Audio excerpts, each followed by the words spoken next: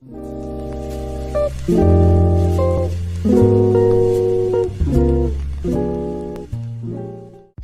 dear viewers, welcome back to the channel Basic Home First Aid. Today I'm going to show you how to apply basic first aid for a fracture, which refers to a break or crack in a bone. It is quite common around us, and the prompt care you give can help prevent further pain, damage and a life-threatening disability.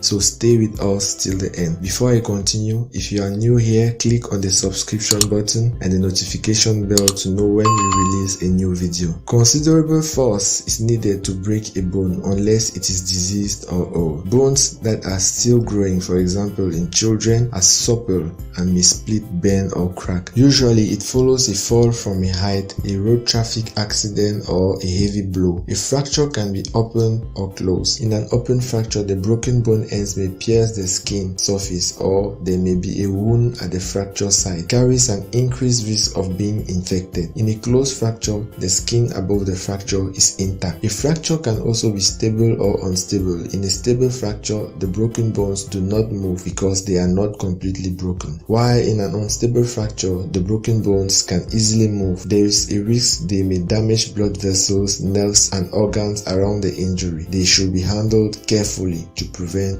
further injury. How do you recognize a fracture? There's usually a deformity, swelling and bruising at the fracture site, pain and difficulty in moving the area, shortening, bending or twisting of the limb, difficulty in moving a limb or inability to walk, a wound possibly with bone ends protruding, signs of shock especially for fractures of bones of the thigh or pelvis, a cracking sound or sensation usually called crepitus of bone ends which can be felt by or held by the casualty. Do not try to elicit this. Your aims with such a casualty are to prevent movement at the injury site and arrange transportation to the hospital with comfortable support during the transit. As a general rule, when you suspect a fracture, you must immobilize the injured part before giving any additional care. To immobilize an extremity injury, you must use a splint.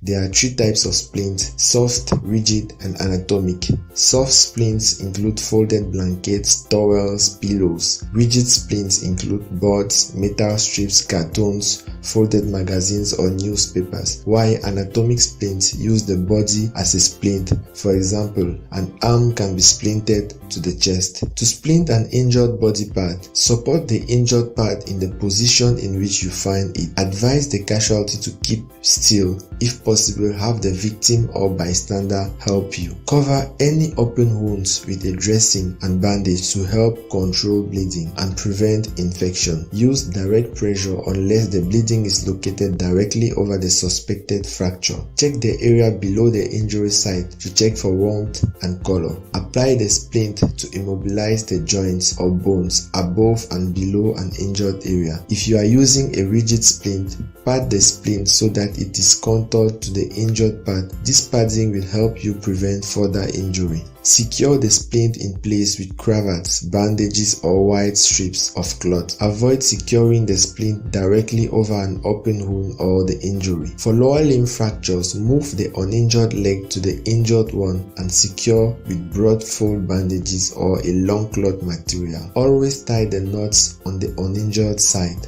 Recheck below the injury site for feeling of warmth and color. Loosen the splint if the victim complains of numbness or if the area below the injury site is discolored or becomes cold. Do not raise an injured leg. Elevate an uninjured leg if shock is present. While waiting for help to transport to the hospital, check the circulation beyond a sling or bandage every 10 minutes. If it is impaired, loosen the bandages. Transport the casualty as soon as help is available, preferably in a car while protecting the splintered area. Cautions: do not move the casualty until the injured part is secured and supported unless he is in immediate danger. Do not allow the casualty to eat and drink because an anesthetic may be needed. If a bone end is protruding, do not press on it. Build up parts of clean, soft, non-fluffy material around the bone until you can bandage over it without pressing on the injury. Thank you for watching this video. Hope it helps someone out there. Don't forget to click on the subscription button to know when we release a new life-saving video. Stay safe and never forget this: if not you, who?